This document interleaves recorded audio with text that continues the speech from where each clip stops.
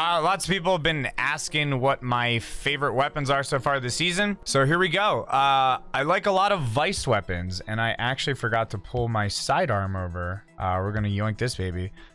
First one, crate. So this thing reminds me of Valakadian.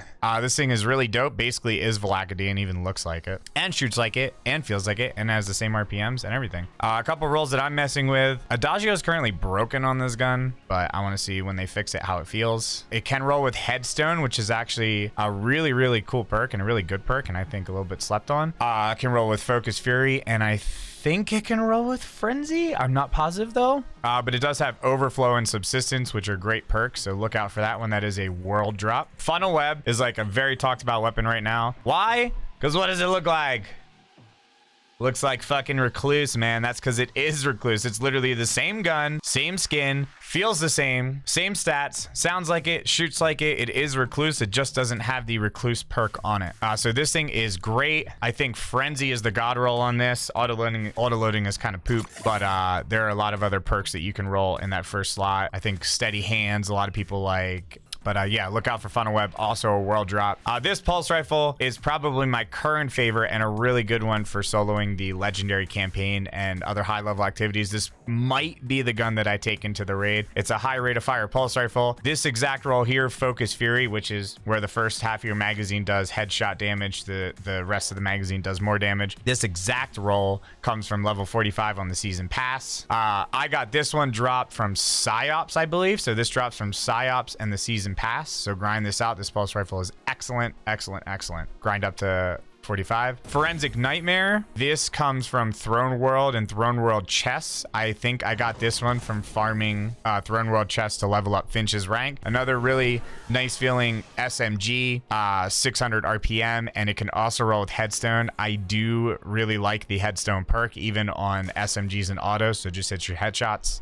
This gun is just an absolute beast. I called that this was going to be a meta weapon when I saw it in the trailer. A Waveframe GL that you could pick any element would be so ridiculous in PvE. This essentially works the same way as Hard Light, where you hold down reload and you can cycle between all three elements. And it is a Waveframe GL, so it's similar to Martyr's Retribution. So you fire a wave on the ground, but what makes it even more exotic is it fires like 3 energy waves, one in front of you, one to the left, and one to the right at like a 15-20 degree angle. It's tied behind a mission called Vox Obscura, which is another really good timed exotic mission. If you like a challenge, go for the challenge solo, but this is one of the best weapons in the game right now and what I use to solo the legendary campaign on my second character very easily. This sidearm, another Viced weapon. This thing just feels good. Now I have been taking some time off of Destiny, but I came back and I got a Rampage Subsistence sidearm, and I guess they changed sidearms and made them so that they actually are hit scan, and sidearms, in my opinion, feel a lot better. So I used this on my very first legendary clear of the campaign for a handful of missions, and I loved it, so I held on to it. So I think sidearms actually feel pretty good. PvP Cantata, this thing is really nice and feels really dope. I did this for some of my PvP leveling on my first character. Surus Hand Cannon, I got a rangefinder rapid hit with a stability masterwork, but this will be a nice PvP gun to look out to. This is a world drop as well. This is also a world drop. I'm sorry if I didn't specify that. And then as far as heavy weapons go, the worm, the parasite, this thing is dope. I put a bunch of YouTube videos up on my channel about melting dungeon bosses in all one phase and destroying Atrax and Morgith within seconds. This gun is very powerful. This is going to be meta for day one raid and for raids going forward. I don't know. It's really good if you need a very quick burst of damage. So on a boss like Atrax, where you have like a very short DPS phase, I think this might be really good for things like champions and in any areas where you have a really powerful major. The only time that I can see myself using this in the day one raid is if, let's say, there's an encounter where a big chunky like Cabal major pops up, and I've been getting kills with other weapons and stacking up the damage on this. You just whip this out, one shot the major, put it away.